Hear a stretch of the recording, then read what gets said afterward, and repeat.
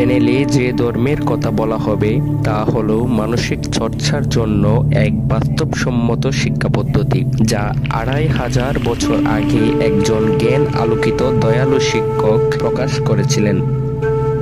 এই ধর্মকে বলা হয় মধ্যপন্থা, একটি সঠিক জীবন পথ। এটি একটি নীতিদর্শন নির্ভর পদ্ধতি। এটি এমন ধর্ম বা স্বাধীনতা ও যুক্তি মিশ্রিত। এটি 3টি মন্ত্র শিক্ষা দেয়: কুকর্ম থেকে বিরত হও, সৎ কাজ করো এবং মনকে শুদ্ধ করো। এই সমাচার বা নির্দেশ সহজ, অর্থপূর্ণ ও বাস্তববোধসম্মত। তবু মানুষ যখন এগুলিকে অনুসরণ করতে যায় তখনই অসুবিধায় পড়ে, মানুষের অন্তর্নিহিত দুর্বলতার জন্য। মানুষের নৈতিক আচরণ এই ধর্মের ক্ষেত্রে একটি খুবই গুরুত্বপূর্ণ ভূমিকা পালন করে।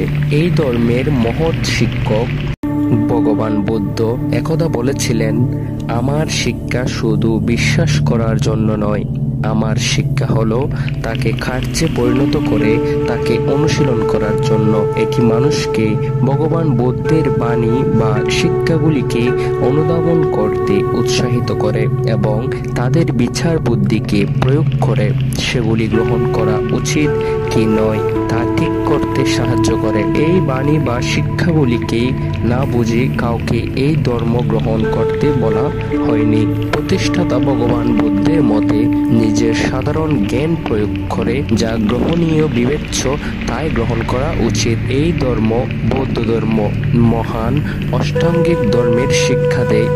এতে আছে সম্যক দৃষ্টি, সম্যক সংকল্প, সম্যক বাক্য, সম্যক আচরণ, সম্যক বা সৎ জীবিকা, সম্যক প্রচেষ্টা, সম্যক মনোনিবেশ, সর্বশেষ সম্যক সমাধি।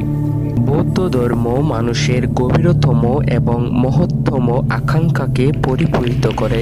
তবু এই ধর্ম মানুষকে তার সাথী সঙ্গীদের সঙ্গে যুক্ত রেখে জীবনের ঝড়ঝাপটাকে সহ্য করতে সাহায্য করে। এই ধর্ম মানুষের মধ্যে ভয় সঞ্চারিত করে না।